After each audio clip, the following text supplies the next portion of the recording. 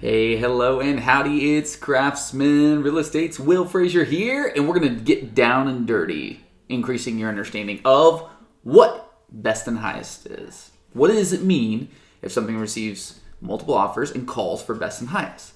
And the reason I want to dive into this is that the last year has exacerbated a trend that has been happening coast to coast, and it has been primarily concentrated to coastal markets and high growth markets like Dallas, Fort Worth, Austin, Cincinnati, a couple other non-coastal players, but San Francisco, anything Bay Area, anything Seattle, anything New York. Like if you have a lot of people when you live in a concentrated area, then the odds of getting multiple offers on a reasonably priced, well-marketed listing have been high. And then now that we have had a convergence of multiple factors that have made real estate a dynamic nightmare, we have a situation where in places like Oklahoma City, Wichita, Tulsa, I almost forgot the name of that town. That's so wonderful. I'm just kidding. Places like this that are not high growth markets traditionally, we're still seeing this coastal issue, this megacity issue creeping its way inland and all across the U.S. And my projection is it's not getting better in 2021. It won't. It can't. We want it to. Real estate agents don't necessarily want it to because for the listing agent it tends to work out really well. But it's not a fun experience going round after round after round trying to buy a home when the average listing gets 4 offers, 5, 10 offers. It's not fun. And so I want to demystify it a little bit and dive in to this idea.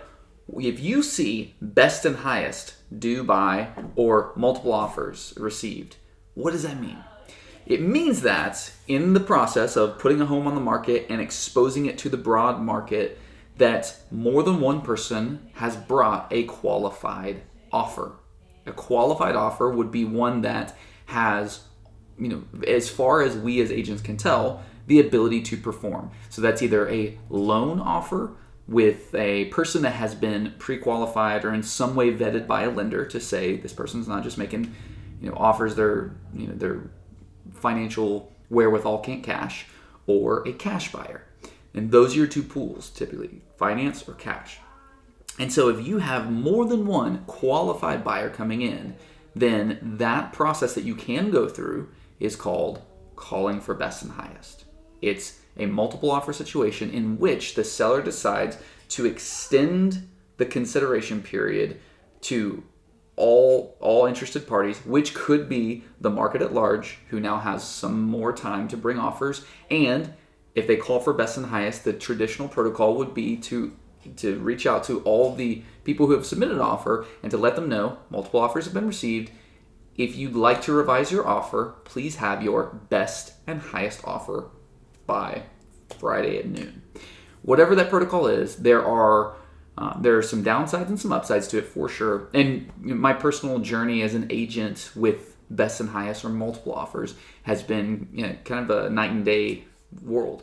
So at first, my personal stance was huge, strong opposition to multiple offers. I thought it was shady. I thought it was unethical. I thought that it's just agents trying to jack the price up of a home or sellers trying to push the sale price up for a home because obviously it's good for them. And then I had a listing that had multiple offers, and I indicated to an agent, and this agent, they were a little greener, whatever, that I indicated to them that we had just finished a showing with someone who said they were going to be bringing an offer. So if you bring an offer, be advised that there are other interested people in play. And I don't know if they thought I was lying. That's surely what they thought. But whatever the reason, they put together an offer that was not a reasonable offer. It was, this house had been on the market for less than 48 hours. It was a super cute dynamite home in a neighborhood that had very little inventory. And this was several years ago. But and so they submitted an offer under list price, asking for closing costs, and then we received an offer 20 minutes later full price, asking for nothing, closing in 30 days. So in that situation, I take these offers to the sellers, and they say, you know what, we don't want to mess with it. These people did the work to present a reasonable, straightforward, and honoring offer from the get-go. We want to honor them with opportunity to buy this house.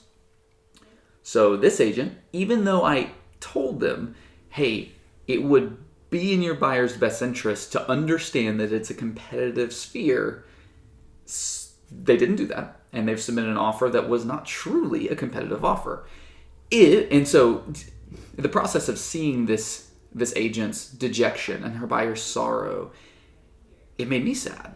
And I have the defensibility of like, hey, I indicated to both parties that it was a competitive situation, but the sadness caused by the inability to revise an offer, to truly show your best and highest offer, was illuminating to me. And so I walked out of that situation really letting this roll around in my head thinking, man, best and highest, if you call for best and highest, if multiple offers are received and you make that extension of consideration period, what you're doing is you're giving all potential buyers alike the same understanding, the same awareness, and the same opportunities. And so it kind of illuminated to me the kind side of calling for best and highest. And as a buyer, I think I'm going to link to a couple of videos right now that would be directly in this line of thinking. But as a buyer, it's a precious opportunity to know for sure that you're in a competitive environment and to put, as the name would say, your best and highest offer in front of you, of the seller. And I would argue that that's what we should always be doing.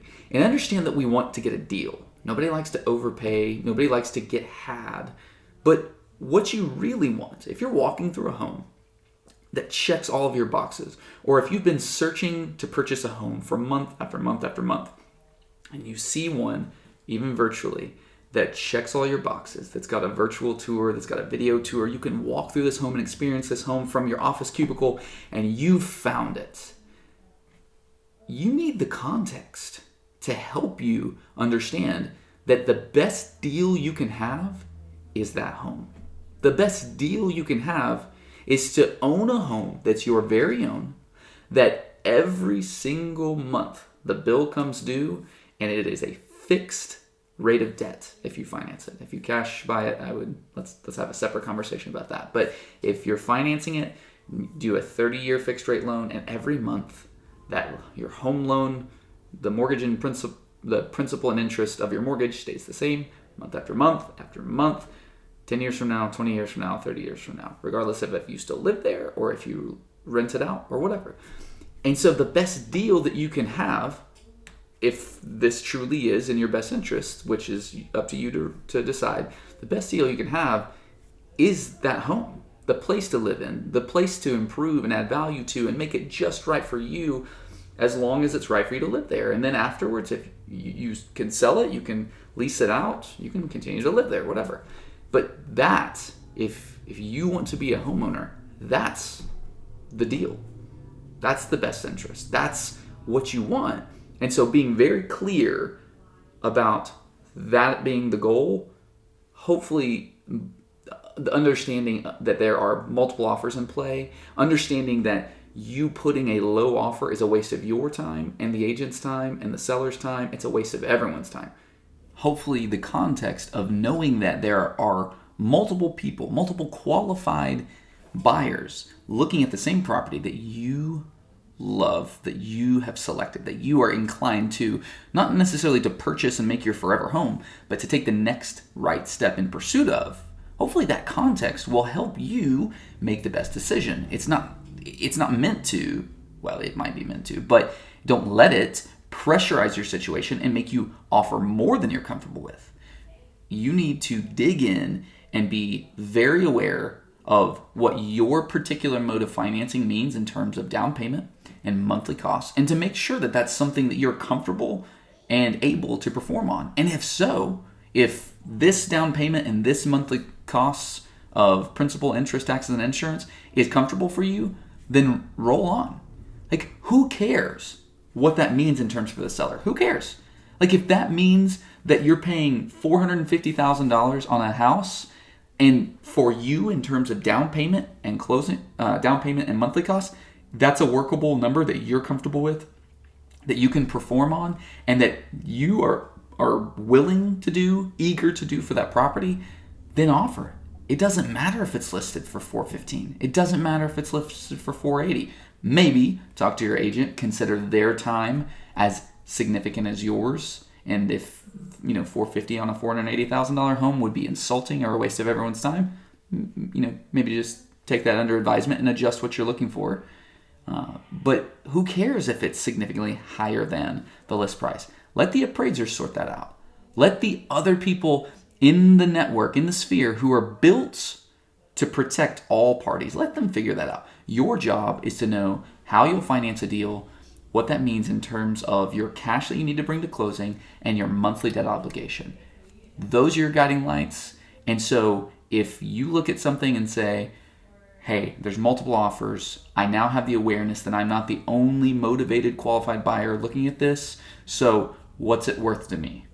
Don't let it pressurize you into doing something that you're not comfortable with, but do let it focus you in. Let it home you in on the fact that this home is available for you if you're qualified to buy it using this financing, and then it's a question of, is it worth that to you? So check out the videos that I linked to below on what should I offer.